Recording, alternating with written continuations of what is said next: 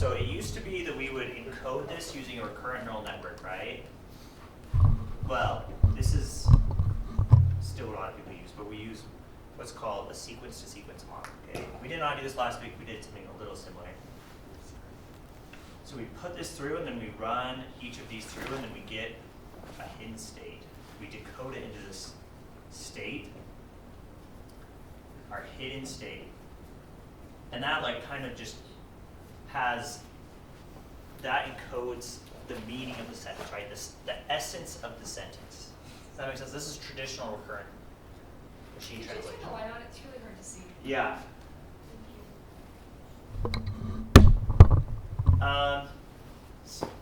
Projector's still not working. That's okay. Can you see it better now? Maybe? All the lights. There we go. Okay, so we have this hidden state. And then we have this decoder, which is a recurrent neural network. And we don't really feed it anything the first time. You can feed like a start of sentence character if you want. And then it outputs the translation, right? So this would be, I don't know the language. How did someone translate this in Spanish? Spanish? Spanish. The Beto? I just say cat. Sorry, gato. G. Gato. Oh. G. You got it right. Yep. And then you feed whatever comes out here, you feed the next one, right? And then gato. Here, you get this. Is that right? Uh-huh.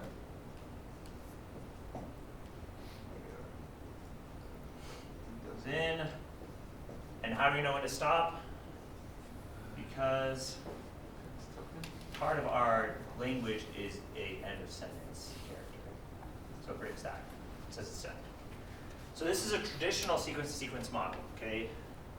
And so we have weights that are going through like a GR. This is like a GRU, like we talked about, right? And so we have this one network that model just runs through. We have those parameters, and then we have weights that get encoded here, or embeddings that get encoded here, and then another GRU right here, or LSTM. That's a traditional sequence-to-sequence model. Does that make sense? Which is not what's going on here. So any questions about this model? What's going on? Right here? So that hidden state gets transferred to the decoder.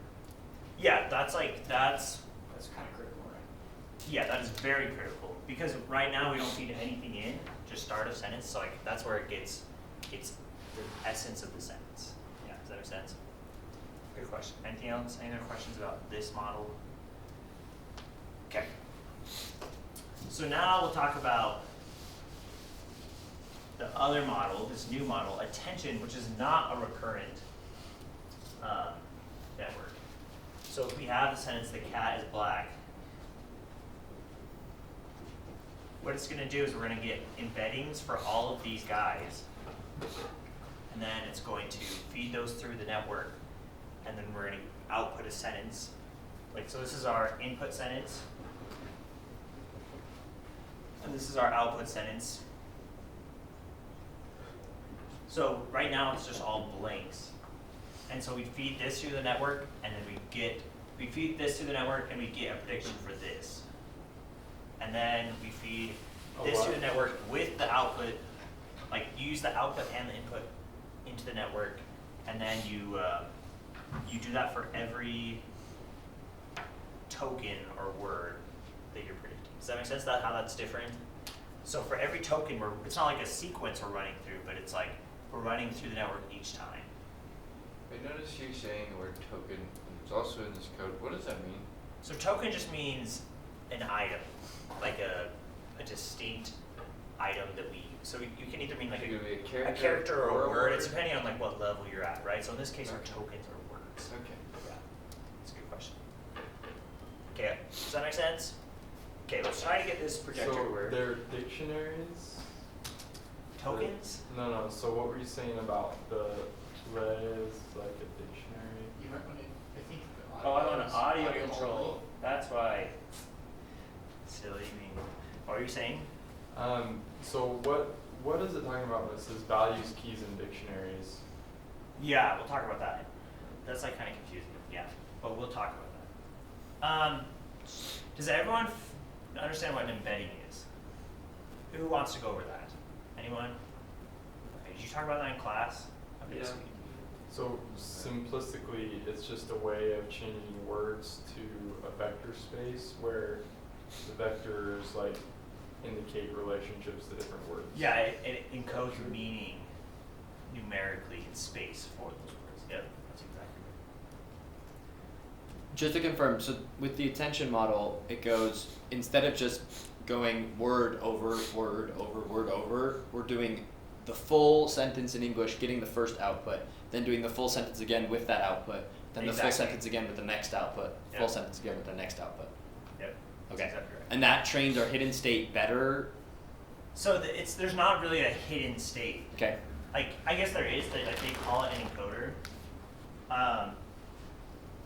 They call it an encoder, yeah. But like there's multiple hidden states you could say.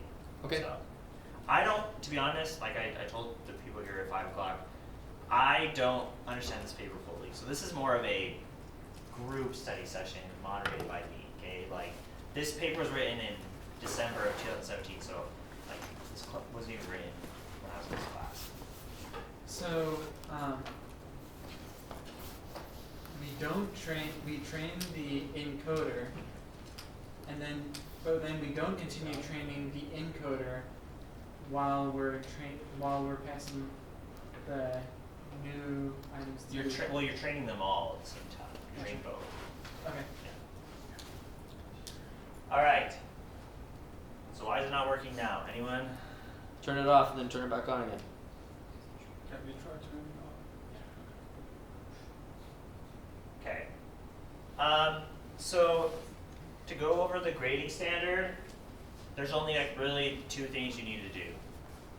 You need to read the paper, right? And like take some notes. And then you need to just port the general conference corpora, how do you say that? Corpora, there we go, yeah. Corpi. I think it's corpora. Corpora into the model and train it correctly, but most of that work's already done. You just need to like make sure the data set comes in correctly and see some results. So this really shouldn't be too bad of a lab. The guy that wrote the lab, he thinks it'll be a good break. So we'll see. Is that Robert? No, it's let's read his name. Carthy. No, Andrew. Andrew Carr. That's his name. Party is the guy who wrote the blog post about the unreasonable. That's right, yeah. optimism elements. This I've only met It'd be this pretty guy- cool if you wrote a lab for us, but I this doubt guy's, it. I've only met once or twice, Andrew. So I'm still trying to remember his name. Okay, let's try this. See if it works. There it is. Yeah. Awesome. Okay. So let's look at this paper. Attention is all you need. Let's have a group discussion. This is part of your lab, is like going over the paper. So you guys can honestly say you like covered part of it with Greg. So let's do center. All right, how's that? That looks good, right? Dr. Okay, Wingate, Dr. Wingate said we should spend very minimal time on the paper, which is good. okay, so maybe we can like count this as your Yeah. paper time. Blah, blah, blah, blah, something about stuff I don't understand. Model architecture, let's go to the pictures. This is the important part. Okay, so we have this network, and we have inputs, which are words, which then we encode into embeddings. And then positional encoding. So who's looked over this paper at all? Anyone? Okay, does anyone understand positional encoding? No. They use sinusoidal functions based on the input dimensions to try to combine those. So it's kind of weird. I don't understand that. That's okay. So then they feed it through a multi-head attention. They do that. There's 6 of these, okay? So like imagine like this, stacked 6 backwards. Does that make sense? There's 6 of those stacked backwards. We fed it through attention, we'll see what that is. There's a skip connection, that's also called a residual connection, you guys have learned that, right? Okay. Addition and normalization, right? Subtract from the mean, divide by standard deviation. Then just a normal neural network layer. Okay, and now we have our output embeddings coming in, like we talked about. When we're predicting the sentence, we get a word, get its embedding. Now that becomes part of our model. So whatever we've output so far. Combine those embeddings, put them through an attention mechanism, residual connection. There's also 6 of these, stacked backwards. Okay, and this is where we combine the input, or the encoded hidden state and our input state through this attention mechanism. Go through a feed-forward neural network, like layer, linear layer, softmax, output probabilities across your dictionary, your language. Does that make sense? All those mean?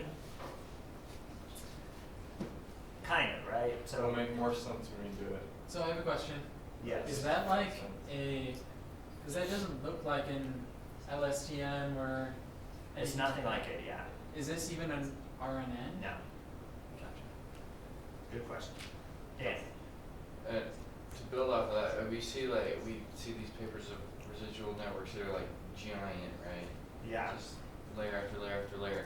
Are we saying we only have one layer when we put some Well, you data could in? say there's After like the 6 output? layers because we're doing it like 6 times. Okay. Well, But like this is it. yeah, this is it. That's pretty wild. That's the network. So, Is there 6 of all of them, or just the one on the bottom left, or the one on the left? I think there's 6 It says n times on both sides. both sides. Yeah. The encoder is composed of a stack of n equals 6 identical layers. Okay. Residual connection. The decoder is also composed of a stack of 6. All right. So now let's look at what the attention mechanism is. Okay. So this is what the multi-head attention is. When we see multi-head attention, these orange boxes, it's this right-hand figure. So we have values, keys, queries. What does that mean? Let's try to figure it out. Well, so values and keys you can think of as coming from, well, let me go back real quick. For this attention layer, this is where it like makes the most sense to me. The values and the keys are coming from our hidden state, our input, and the queries are coming from our already existing output sentence, right? Values and keys are coming from our input, queries coming from our output. But for these other 2 attention layers, they're coming from just, like all 3 are coming from the input, or all 3 are coming from the output. But let's think about it with this. Well, so we're putting them through a linear layer. So there are a lot of parameters, Danny. It's not like it's a really small layer. Okay. But we're putting these through parameters, and then we're getting a scale dot product attention. What does that mean? Well, that's this thing. So the queries and keys are getting matrix multiplied, scale, maybe max, softmax, matrix multiplied. So what that's doing it intuitively is we have these keys and values, think of like a dictionary, right, or a hash table. We have these, like, these are matrices. And we have these keys that, like, represent ideas, okay? And we might have, like, I don't know how many they have coming in. Like, let's look at it.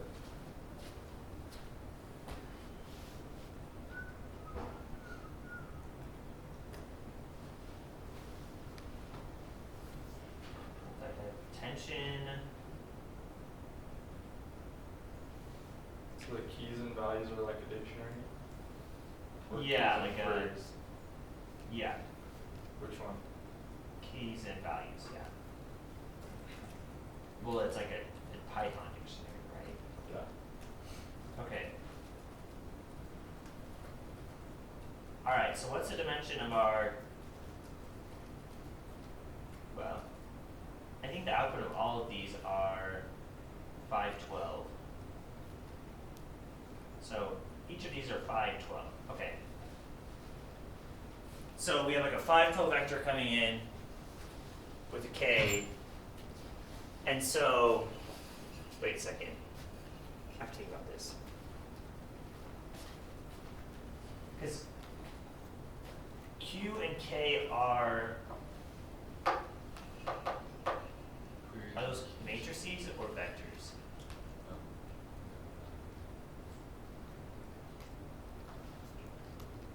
Are they supposed to be words, or what's the actual value of them? What are they mapping? So what they're doing is they're a key and a value represent like our input, right? So we're saying like this word, these words have this key and this value, right? Each word has like a key and a value associated with it. And then what we do is we have these queries that come in, and they basically do these like dot products of sorts, where they say the query does a dot product with the key, and it says which, oh, that's right, yes. So each input word has all these keys, okay? So you have these vectors of keys. Does that make Is there sense? just numbers or weights, or? They're just like numbers, yep.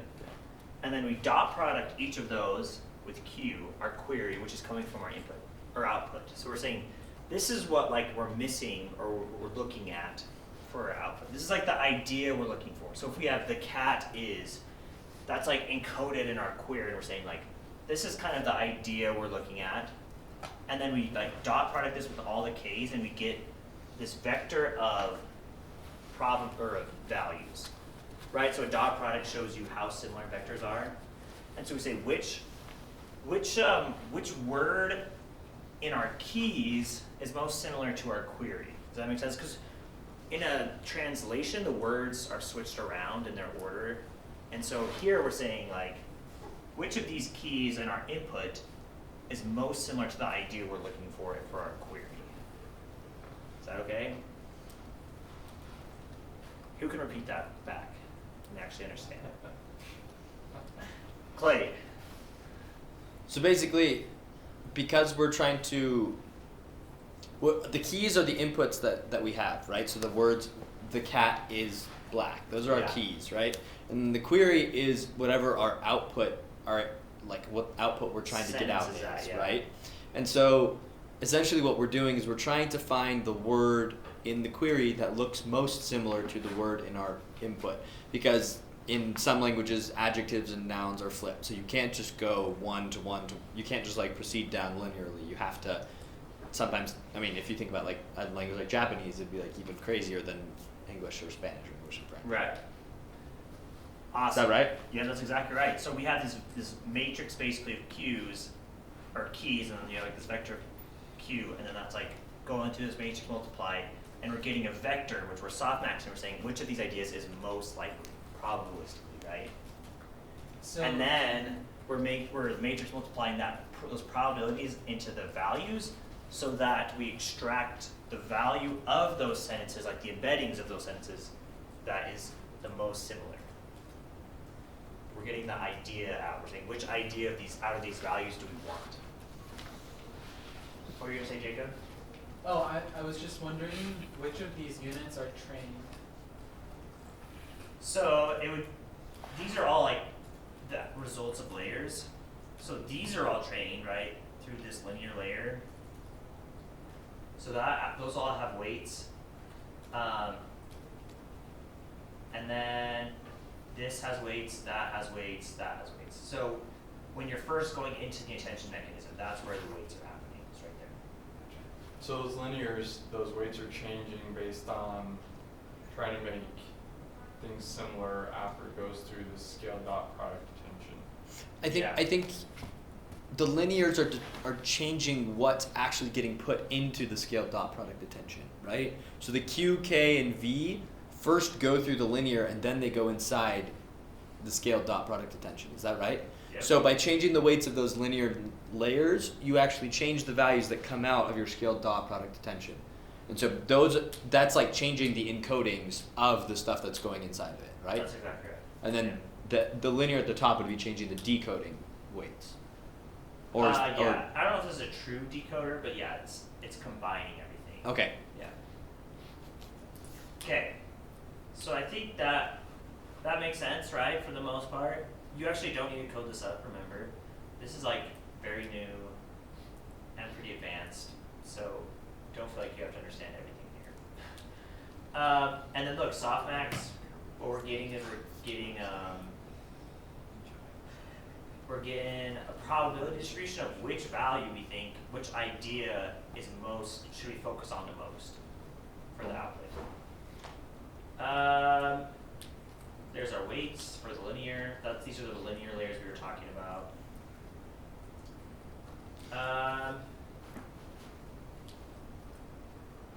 So, any questions on that? Any thoughts? No. Okay. Applications for our model: encoder, decoder, attention, position-wise, blah blah. Okay. This is more efficient than our current neural network, interestingly enough, and it's more accurate. They show that. That's what I understand about the network, is what we just looked at. So, I'll leave the rest up to you guys to look at yourself, except let's talk about the data files real quick, okay? So if you have your own notebook, I would just use a wget command, right? And just use that link, so you're not like downloading it to your machine and uploading it to the virtual machine every time. And then untar it. This was in the last specs, so if you need to go grab it, you can. Okay, so then we look at what's in our directory, and we have a CSV and then 2 text files, English and then Spanish. So if we look at the head of the English one, each sentence is a line, okay, in this text file. If you look at the head of the Spanish one, then each line is a sentence that corresponds to that English sentence, right? So the temple holds a place at the very center of our most sacred beliefs. The temple holds whatever, same thing. And then the CSV, we can look at that. And that has, for each row, it is the sentence. And the first column is the English sentence. The second column is the Spanish sentence. So you could read a CSV in, and then you have a matrix, a data frame, right? Where you would just be, you'd have to index a row, and then you'd have a tuple basically, or a row with one element as the English, one element as the Spanish, the second column. And that should be pretty easy to run through, right? So we won't talk about, I can't tell you everything I'm gonna do this, because this is really the only code you're gonna do is grab these data files and run them through the model. But let's go and let's look through this model and let's show where we do that, okay? And then we'll be done. So we have encoder, decoder. This is our model, okay? Here's their encoder. They have these stacked layers like we talked about. They're passing, this is their forward. They run it through each layer. It's a list.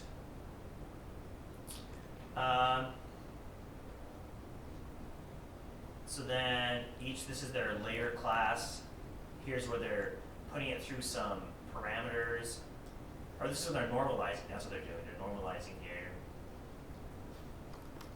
Okay, and then sublayer connection, a residual connection. So this is where they're doing the norm and the dropout.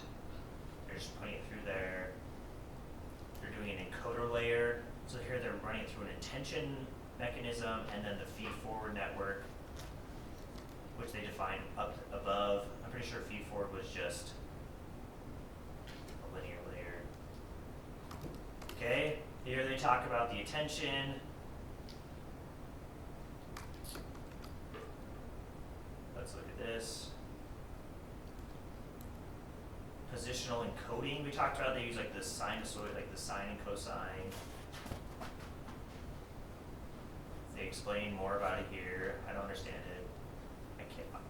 I'll try to sometime in my office hours. Generator. Yeah, I don't know what this is. Not described in the paper. Okay. That's helpful.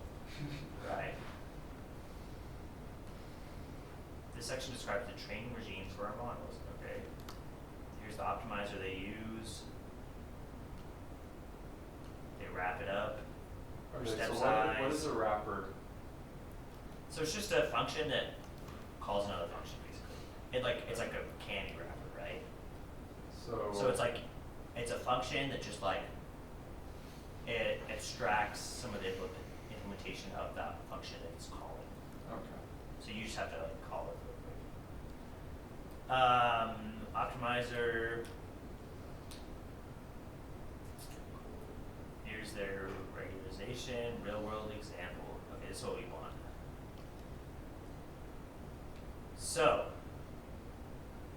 this is where they're getting their data.field. They're tokenizing. Oh, they're creating a list where they're tokenizing, okay? So this is where they're splitting their data set into Danish and English.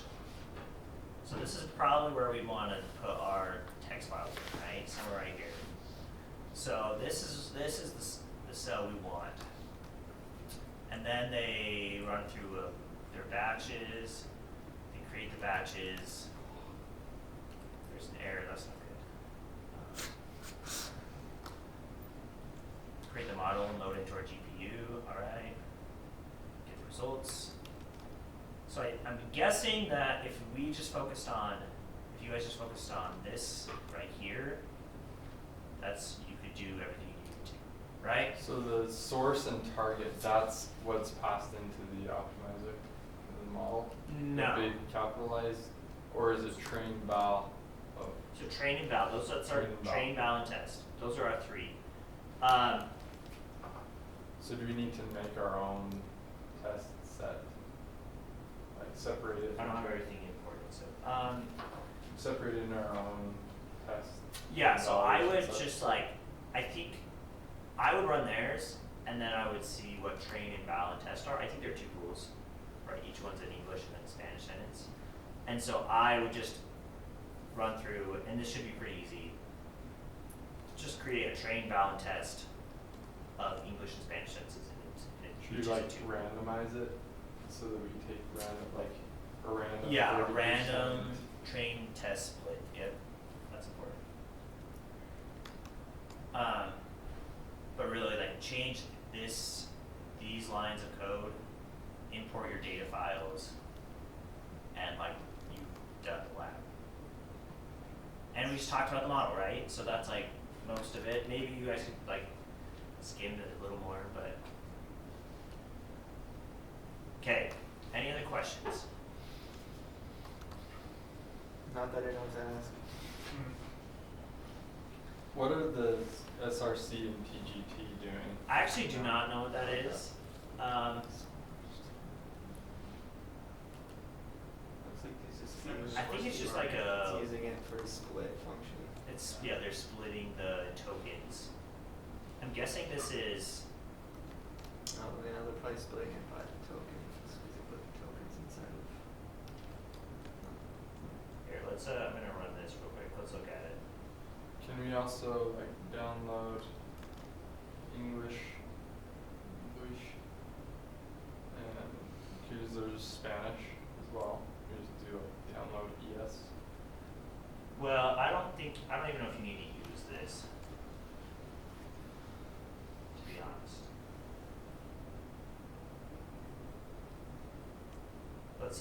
Let's print. Let's see what this is. First of all.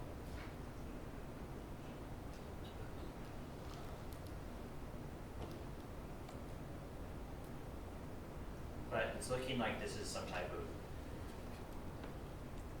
like a list of maybe like Danish words that are like okay. And then it's splitting across, it's finding words that are valid and splitting for those words. That's my guess.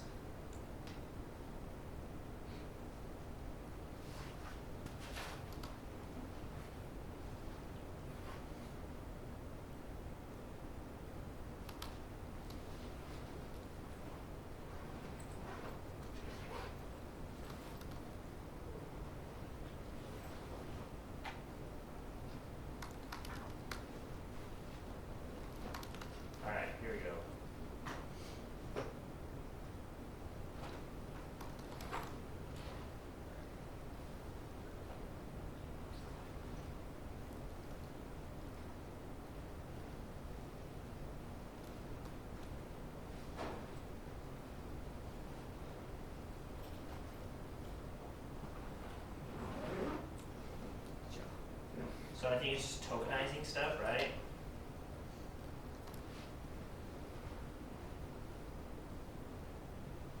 I don't know. Anyone has any idea what this is doing? There's, I think they're splitting the text.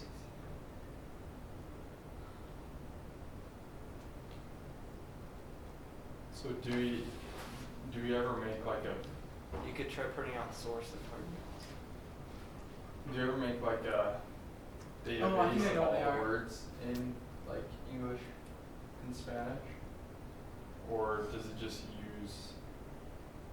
does it make its own like vocabulary? That doesn't even get there. I think it's what it's doing. So they're hooking up tokenized to tokenized DE, which returns a list comprehension of this built-in function run on the data. And so I'm guessing it's mapping like, I don't know, umlauts or something like that to U or something like that. That's just my guess. Hmm. Like weird characters specific to that language. Umlauts, I don't know. Could be. Where's data even in here? Oh, data.field.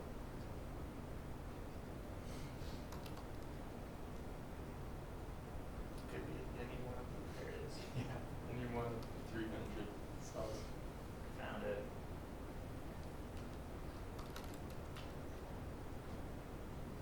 Alright.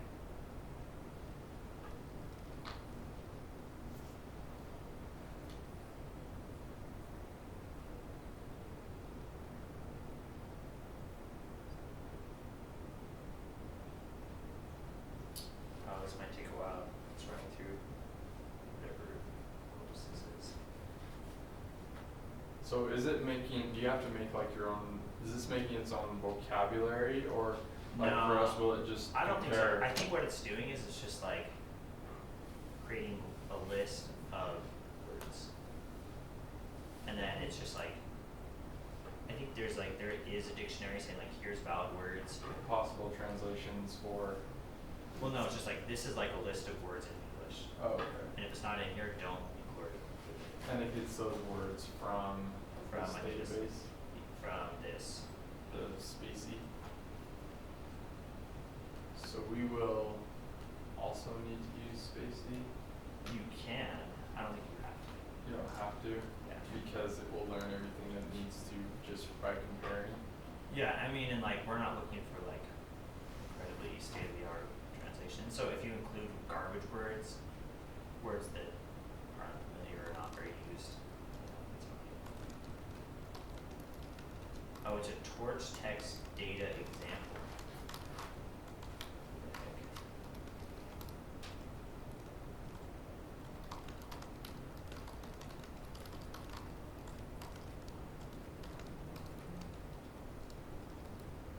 How do you make something a list?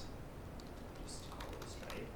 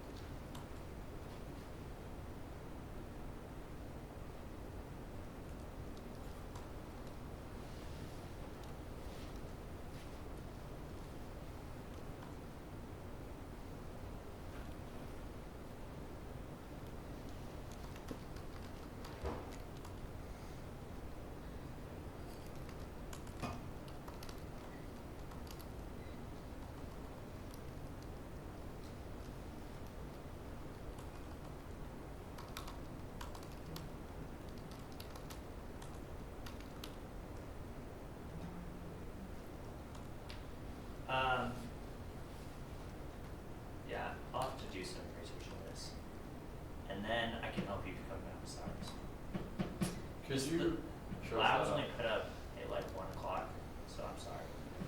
But I would have been more prepared. Could you show us the commands for how to upload the wget for the text, and how to unpack the text files? Yeah. It's on the lab 6 specs. Is it? Oh, the lab 6 ones. Well, it's like the same thing, but if you just Yeah. like call wget And then you just, and you name it, because you don't want to use this name. yeah. And then XDF, what does that do? So that's just unzipping it. Okay. And then you can just call files to upload and just select them. Yeah. So I think the only issue will be you might have to inherit from this class. Like you might have to like create something that inherits from the machine translation class or something like that. Does that make sense? So you'll probably have to get a little familiar with these objects. But I will do some digging into this so that you guys can do this. We will take next week. Okay, yeah, sorry that this help session was not the most helpful, but it was a session. I was Every like little bit waiting for helps. when they were gonna post it though, and then I saw it go up like at 1 today, and I was like, it's gonna be tough to make a help session in the lab. Right. First. And like, it's like a completely new topic that like, we didn't do last year, brand new paper, or not brand new, but pretty new. Every little bit helps, you know? Okay, but now you can actually say you've like looked over the paper some. Now you know where you need to put text files in. It wasn't for nothing. Thank you. Okay. It's good.